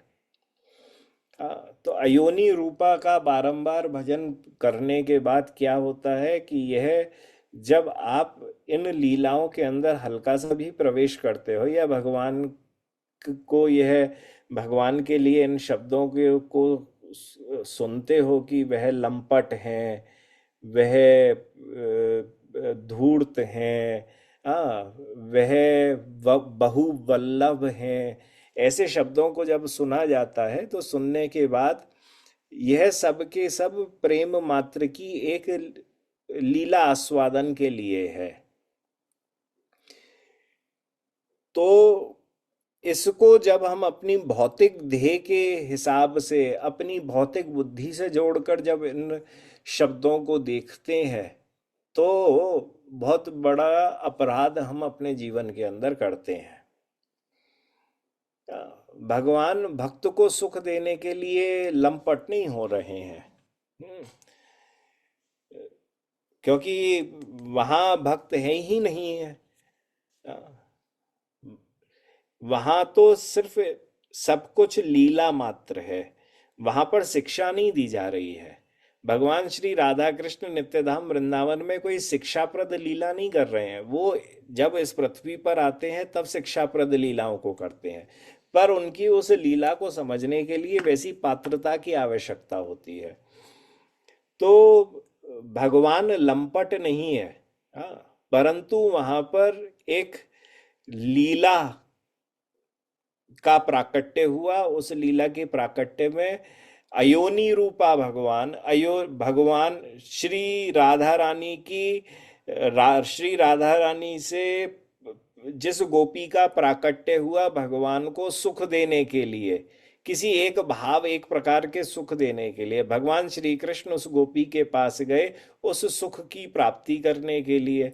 अब ये कोई दैहिक सुख की कोई चर्चा नहीं है, यहाँ काम सुख की कोई चर्चा नहीं है, सेवा सुख की चर्चा है। सेवा के सुख को पाने के लिए गए, गोपी जो है वह सेवा के सुख को देने का प्रयास कर रही है, परंतु इसी बीच में उस प्रेम को और विलक्षण बनाने के लिए योग माया जी ने श्री प्रियाजू के अंदर मान पधरा दिया, और मान पधराने के बाद प्रियाजू जो है वह ठाकुर जी को लंपट कहने लगी।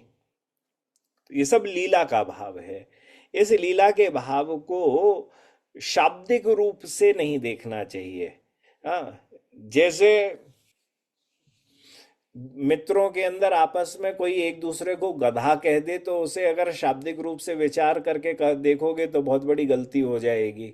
परंतु अगर संबंध के हिसाब से देखोगे और समझोगे तो यह बड़ा प्रेम का ही एक भाव है। गधा भी एक एक दूसरे को संबोधन करने का शब्द बन जाता है। हम्म। सो इस लीला को समझने के लिए तत्व को समझने की आवश्यकता है। आज की जो कथा हुई है उस कथा में भी उस तत्व को बारंबार सुनो। एक बार में सुन के तुम पंडित बन जाओगे और इस तत्व को समझ लोगे तो नहीं हो सकता है। इसे या तो तुम्हें एक महीना लग जाए, या तो तुम्हें एक साल लग जाए, या तुम्हें एक जीवन लग जाए, सब कम है। क्योंकि जैसा मैंने कहा, सुनना आसान है, सुनकर यह भी बोल देना कि हाँ मैं समझ गया, यह भी आसान है। पर मन नहीं मान रहा है, इसको एक्सेप्ट नहीं कर पा रहा है। तो मन कब तक एक्सेप्ट नहीं कर पाता? जब तक कृपा नहीं होती है, जब तक सही संग नहीं होता है। सत्संग जितना अच्छा हो जाएगा वो अब मन अपने आप ही मान लेगा। इसकी शुरुआत अयोनि रूपा है, अयोनि रूपा है, इसको करते हुए करो। Pranam Gurudev, if the gopis do not want to meet Sri Krishna, then why does Sri Radha send Sri Krishna to them, even though she knows nobody can serve him better than her? Is this because Sri Radha wants to fulfill the wish of the gopis as well, since the Lord fulfills the desire of devotees?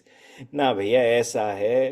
अब यहाँ पर तो चर्चा राधा दासियों की है कि राधा दासियों के पास जो सेवा बहुत उत्कृष्ट भाव से करती हैं, तो राधा रानी को लगता है कि यह तो सेवा, यह राधा दासी बहुत अच्छी तरीके से कर सकती है।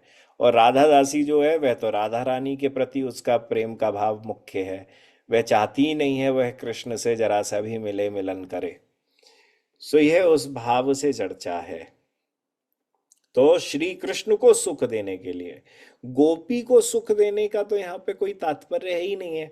अगर होता तो यह वाली बात श्रीमन महाप्रभु उस महाभाव की चर्चा के अंदर इस गोपी की बात को भी कर देते।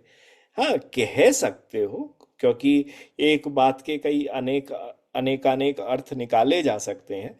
परंतु अगर हम शुद्धतम तात्विक रूप से ही गौड़िया सिद्धांत के ऊपर बात करें तो गौड़िया सिद्धांत के ऊपर तो एक ही बात है कि भगवान श्री राधा रानी के हृदय में कभी कभी ऐसी अनुभूति प्रकट होती है कि मुझसे ज्यादा सेवा जो है वह तो यह राधा दासी कर सकती है। और मैं चाहती हूं कि श्री कृष्ण इस राधा दासी के पास जाएं और इससे इस सेवा को प्राप्त करें। हाँ।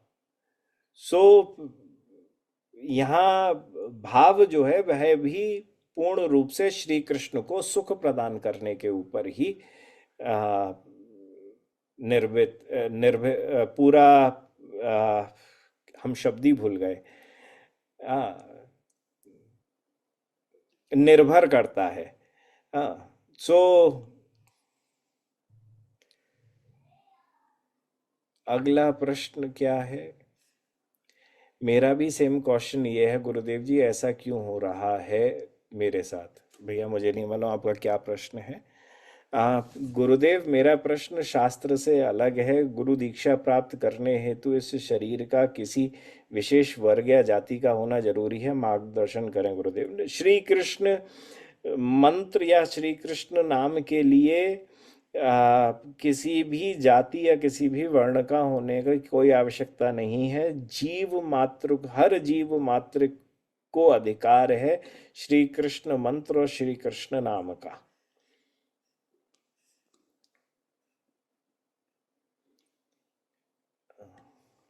जैसे महाप्रभु के अंदर राधा जी के प्रेम विरह दिखाई देता है, वैसे ही नित्यानंद प्रभु के अंदर लालजू के प्रति कौन से प्रेम विरह दिखता है? कौन सा दिखता है भैया?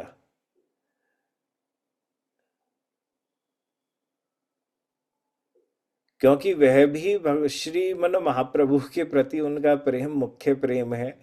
हाँ, और वह प्रेम भी हमारे यहाँ प्रेम सेवा है। हाँ, और दासत्व का भाव धारण करके श्रीमन महाप्रभु हैं, परंतु वह हर तत्व में भी विद्यमान होने के संग संग श्रीमन महाप्रभु के आ, जितनी भी वस्तुएं हैं वह निताई तत्व से विद्यमान है। श्रीमन महाप्रभु अगर तकिया लगा रहे हैं तो वह तकिया भी निताई तत्व है। आ, वह जिस पग पर, जिस पथ पर चल रहे हैं, उस पथ पर हर स्थान पर जहां जहां पर भी श्रीमन महाप्रभु पग धरते हैं वह निताई है। तो श्रीमन महाप्रभु के प्रति वह दासत्व का भाव धारण ऐसा निताई का है, वह निताई चांद का है, ऐसा किसी का तो होना असंभव है। और श्री निताई चांद की कृपा से ही श्रीमन महाप्रभु की कृपा बहुत आसानी से प्राप्त करी जा सकती है। ये नहीं कहूँगा कि एकमात्र उन्हीं के द्वारा प्राप्त करी जा सकती है, क्योंकि पिता के जैसे बहुत संबंध परिवार के अंदर होते हैं, ऐसे ही श्रीमन महाप्रभु राधा कृष्ण हैं, उनके संबंध पूरे समस्त गौड़ीय आचार्यों के साथ हैं। पर कभी कभी कुछ विशेष संबंधों से कुछ विशेष कृपा की प्राप्ति होती है, तो वही कृपा, विशेष कृपा की प्राप्ति एक जो है वह श्री निताई चांद की कृपा से होती है।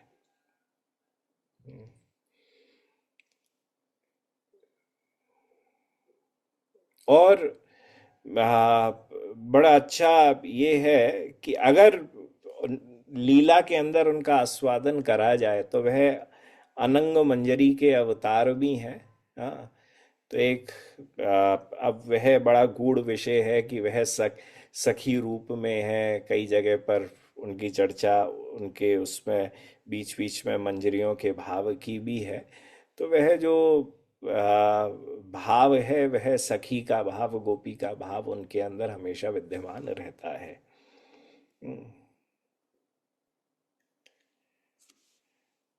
और आज का आखिरी प्रश्न।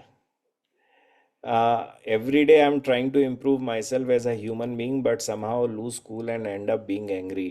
It happens only in office. I know I will have control my emotions, but कैसे करें control Gurudev? I feel like I am falling. Please guide me. And also आप अगर हमको थोड़ा गाइड करें, हम पूजा पाठ कैसे करें, being working in a night shift job. आप सबसे अच्छी बात तो ये है कि आप कोशिश कर रहे हो। खराब बात यह है कि गलत तरीके से कोशिश कर रहे हो। अच्छी तरीके से कोशिश कैसे हो सकती है? अच्छी तरीके से कोशिश ऐसे हो सकती है कि मैं अपना उदाहरण आपको देता हूं। मैं कई बार पहले भी दे चुका हूं कि हम भी पहले बहुत गुस्सा करते थे। हम अब इतनी गुस्सा नहीं करते हैं, तो अभी हम अपने गुस्से के लिए कभी कभी जाने जाते हैं। तो हम गुस्सा जो है ना, गुस्सा शब्द हमारे हमारा भी कूल हमारा खत्म कर देता था, कूलेंट खत्म हो जाता था हमारा। तो हमने क्या करा, हमने विचार करना शुरू करा। जैसे गुस्सा आने को होता था तो हम सोचते थे सामने वाले को गुस्सा करके अपने माथे को कितनी देर तक के लिए खराब करें। हाँ, तो करें कि नहीं करें, या नाटक करके करें। हाँ, कि इसको तो गुस्सा दिखा दें पर गुस्सा नहीं करें, अपने आप को तो कूल रखें बिल्कुल। हाँ, दिमाग हमारा बिल्कुल खराब नहीं हो और काम भी हमारा हो जाए। सो हमने ना बहुत विचार किया। तो विचार करने के बाद हम, जैसे ही हमें गुस्सा आने को होता तो हम सबसे पहले एक विचार अपने मन में डालते, क्या चंदन जी अभी गुस्सा करना सही है? और गुस्सा करके क्या मिलेगा उसका परिणाम भी सोचते, अच्छा परिणाम भी सोचते और बुरा परिणाम भी सोचते, अपने ऊपर भी सोचते, काम के प्रति भी सोचते और सामने वाले के प्रति भी सोचते, अपने संबंध के बारे में भी सोचते। इन तीनों को सोचने के बाद ऐसा लगता कि गुरुजी, यहाँ तो गुस्सा करने की फालतू में जरूरत नहीं है, शांति से चुपचाप निकल जाओ। तो हम वहां से निकल जाते थे। पर जहां लगता था कि गुस्सा करने की आवश्यकता है यहाँ पे, तो हम वहां पर नाटक वाला गुस्सा करा करते थे। तो नाटक वाला क्या है, जोर से बोलना है, गुस्से में अपना चेहरा दिखाना है। तो गुस्से में चेहरा दिखा दिया, जोर से बोल दिया, प्रणाम करा, अपना काम निकाला, वहां से चले गए। तो गुस्सा तो करा, पर अपने माथे में हमेशा कूलेंट रखा। तो हम कूल बने रहे दिमाग से, तो हमारा ना दिमाग खराब नहीं हुआ। तो ये बहुत आवश्यक है। ये बारंबार प्रयास से आता है। हमारा प्रयास अपने आप ही हो गया, क्योंकि अब हम ये तो नहीं बता सकते हमें कितना समय लगा, क्योंकि हमने बहुत विचार करते। हमें सामने वाले के, हमारे हृदय में होती कि जाए तो खूब चार डंडा मारो, खूब ब्रज भाषा में खूब संगीत राग सुनाए दो, बाकी बात देखो आज तो ऐसी इच्छा है हरिया जाके देख के। पर हृदय से बोले ऐसा ये लगता का करेंगे, भैंस के आगे बीन बजाने जैसो है। तो वहीं प्रणाम करते, आनंद से प्रेम से अगर बात करके निकलनी होती तो निकल के चले जाते। तो ऐसा हमने बहुत करा। तो करने के बाद क्या हुआ कि वो जो गुस्सा था वो सही जगह पर सही समय पर सही काम के लिए आया, और उसने, हमने उसका यूज करा, उसने हमारा यूज नहीं करा। अगर आप ऐसा विचार करने की शुरुआत अपने जीवन में कर दो और इस प्रैक्टिस को लेके आ जाओ, मैं सत्य कह रहा हूं, क्रोध सबसे पहले विचार खत्म करता है। और अगर यह विचार ही हमारे जीवन में सबसे पहले आ जाए क्रोध आने से पहले, तो क्रोध ना फिर बचता नहीं है, बहुत कम आता है, और आगे चल के आता भी नहीं है। तो कोशिश करो इस चीज की। और पूजा पाठ कैसे करें भैया, वो तो शिष्य हो गए अगर हमारे, तो पूजा पाठ मालूम होगा कैसे करा जाता है। शिष्य आप अगर हमारे नहीं हो तो आपको मालूम नहीं है पूजा पाठ कैसे करो। तो एक काम कर लो, काउंटर कर ले लीजिए, उस पर 5,000, 10,000, 15,000, जितना भी आसानी से कृष्ण नाम करा जा सकता है उस पर कृष्ण नाम करिए। Gurudev, I had a small doubt. Please answer me if we are eligible. The concept of Ayoni Rupa, we are gracious. If you be gracious, please let us know the scriptural reference for this. Scriptural reference का अर्थ क्या है? भगवान श्री कृष्ण जो, देखो भगवान के लिए एक शब्द का प्रयोग होता है कि भगवान जो है वह अयोनि रूपा है। हाँ, और अयोनि रूपा हर शास्त्र के अंदर दे रखा है। किसी एक उसके ऊपर नहीं है, मतलब सब शास्त्र भरे हुए हैं। दूसरा, इसको समझने के लिए सबसे बढ़िया चीज ये है कि भगवान जो है उनका दैविक शरीर है, और उस दैविक शरीर में भगवान जो है आ, वह सच्चित आनंद के बने हैं। वह हम जैसे, हमारा जैसा उनका भौतिक शरीर नहीं है। भौतिक शरीर नहीं है तो उनका आ, उनके अंदर पंच तत्व से उनका शरीर नहीं बना है। हम्म, और हमारे यहाँ पर एक आ, शब्द भी है, भगवान का एक नाम है अयोनिज।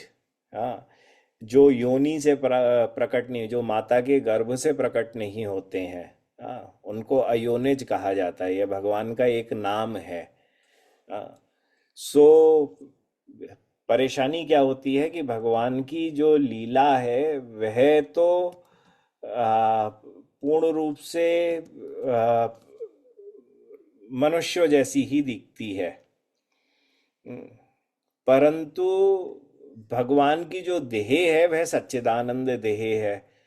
परंतु हम आ, भगवान की इन लीलाओं को इतना सुनते हैं, इतना समझते हैं कि सुनने के बाद हम कई बार यह गलती कर जाते हैं कि भगवान की जो आ, भगवान की जो भगवान का जो शरीर है वह सच्चिदानंद नहीं है, वह भौतिक शरीर है।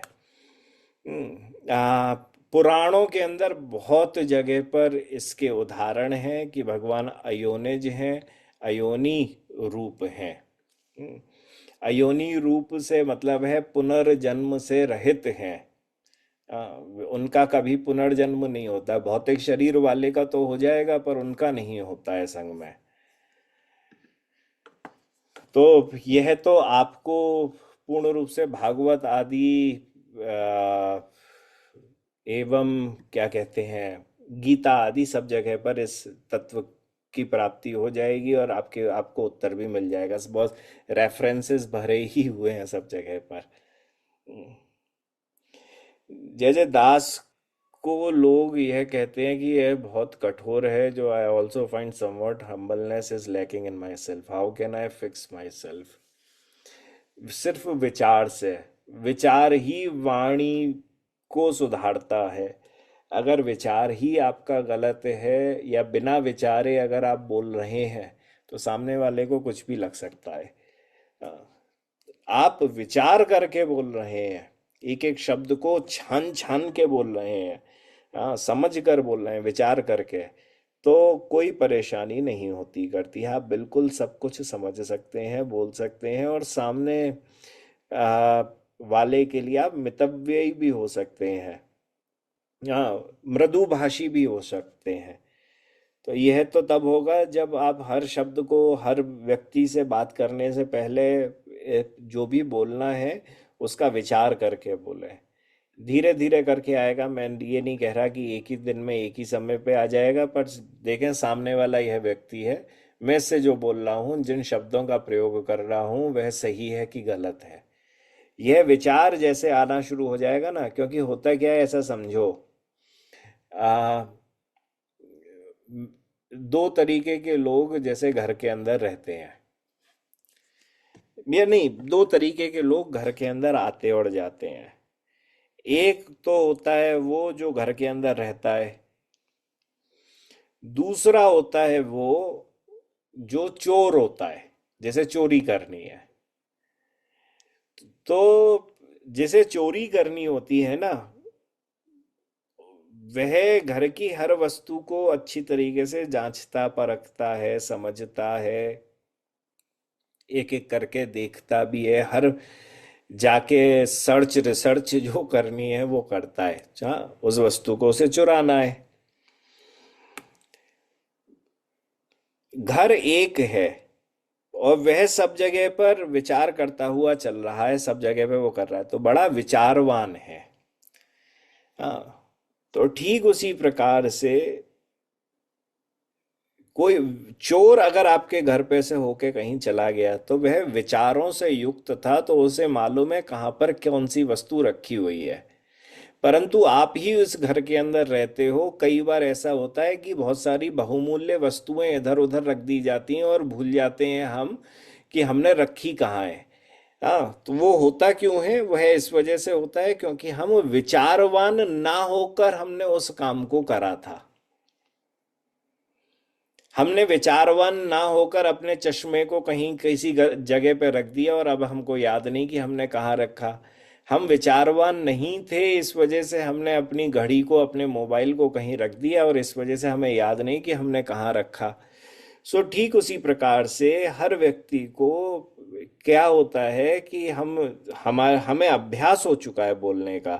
तो अभ्यास होने के कारण कोई भी व्यक्ति हमारे पास आता है किस प्रकार से भी बोलता है, तो हम कई बार बिना जांचे बिना परखे, आ, बे- अभ्यास होने के कारण हम बोल देते और कर देते हैं। पर जिस समय हम विचारों को लेके आते हैं तब हम समझते हैं कि ये सामने वाला व्यक्ति कौन है, मुझे इनसे किस प्रकार से बात करनी है, यह मेरे घर के नहीं है, हाँ ये मेरे दोस्त नहीं है, हाँ ये मेरे ऑफिस के हैं, मुझे प्रोफेशनली किस हिसाब से किन शब्दों का चयन करके इनसे बात करनी है। तो ये धीरे धीरे आप फिक्स करने की शुरुआत कर देते हो। अगर यह विचार नहीं रहता है तो गलतियां हमेशा होती रहेंगी। वेबसाइट पर राधारमण गीता के लिए केवल शिपिंग का विकल्प दिख रहा है। कृपया इसका डाउनलोडेबल पीडीएफ ई बुक वर्जन भी उपलब्ध कराने की कृपा करें। यदि अन्य कोई वैकल्पिक भुगतान या प्राप्ति का, अरे भैया रे, ऐसो कह रहे हो है सौरभ भैया, हम ये सब देखे ना है, पर आपकी बात हमें बहुत अच्छी लगी। हम जरूर अपनी टीम से कह देंगे कि वह कोई ई बुक किंडल टाइप की सी कुछ बनाए के इसको आ, जहाँ जहाँ भी डलती हो वह कह दें और बता दें। हाँ, नहीं, आपका अच्छा विचार है। आ, हम पूछते हैं, बात करते हैं कि क्या करा जा सकता है। आ, पर ये प्रश्न बड़ा अलग था। आ, हम एकदम हिल गए इस प्रश्न को सुन के। क्षमा चाहें। चलो भैया, आज के लिए आप सबसे शुभ रात्रि। आप सब के आगामी दिवस मंगलमय हो। आ, शनिवार हो चुका है और उसकी शुरुआत हो रही, होली की शुरुआत होने वाली है। तो हम बुधवार को बता देंगे कि हम कथा करेंगे कि नहीं करेंगे। और अगर हम कथा नहीं करेंगे तो फिर अब हम होली के बाद कथा करेंगे। तो आप सबको शुभ रात्रि। ठाकुर जी आपका जीवन खूब मंगलता और प्रेम से परिपूरित करें। जय राधा रमन लाल, जय श्री भट्ट गोपाल।